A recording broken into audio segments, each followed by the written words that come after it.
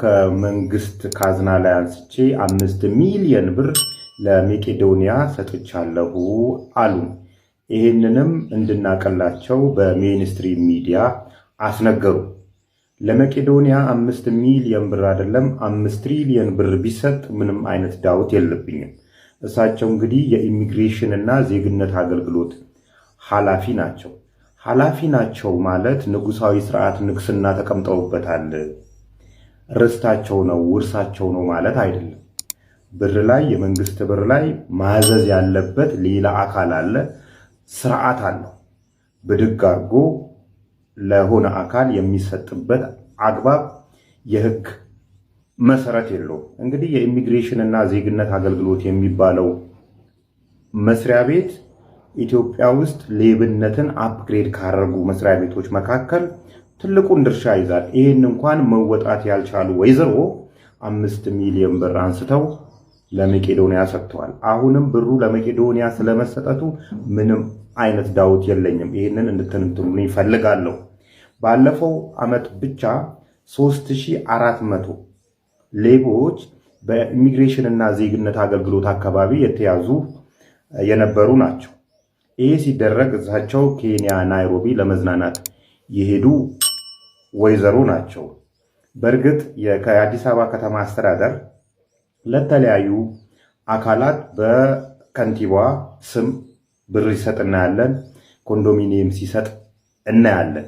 ይህንን እንዴት ከመንግስት ካዝና ላይ ለአንድ ግለሰብ እንደዚህ ይሰጣሉ? ያካሄዱ ይሄ ነው ብዬ የአዲስ አበባ ከተማ አስተዳደር አካባቢ ያሉ ሰዎችን ለመጠየቅ ሞክሬ ነበር። የመለሱልኝ መልስ ቀጥታ ከመንግስት ካዝና ሳይሆን ከበጎ አድራጊዎችና ከባለ ሀብቶች የተሰበሰበ ብር ነው ብለው መልሰውልኛል። እሰየው። አካሄዱ ይሄ ከሆነ ቢያንስ አካሄዱን ያውቀውታል ማለት ነው።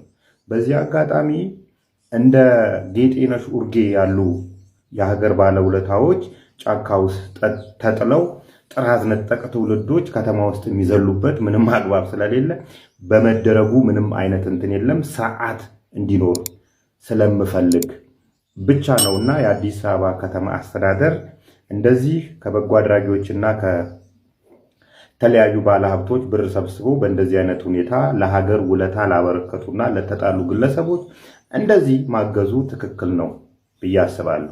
ነገር ግን እንደ ዜግነት አገልግሎትና ኢሚግሬሽን ያሉ ሰዎች መስሪያ ቤታቸውን የግል ውርሳቸው አድርገው አንስተው የሚሰጥበት አግባብ ስርዓት ሊይዝ ይገባል። ወይም እንደ አዲስ አበባ ከተማ አስተዳደር የራሱን ፈንድ አቋቁሞ ከተለያዩ አካላት ብር ሊያሰባስብ ይገባል እንጂ ከመንግስት ካዝና ላይ ብር አንስቶ ለሆነ አካል መስጠት ሊስተካከል ይገባል፣ ትክክል አይደለም የሚል አስተያየት መስጠት ፈልጋለሁ።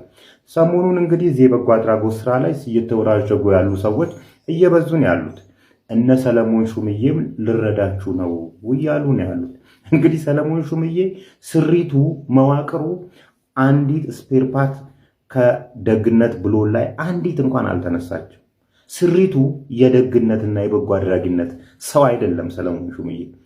ኩላሊታችሁን ላሳጥብላችሁ ነው እያለን ያለው። ስለዚህ እዚህ አካባቢ በብዛት ዝንብ የበዛበት ቦታ ቆሻሻ መኖሩ እርግጥ ነውና እየተከታተልን በጥንቃቄ የምናየው ይሆናል።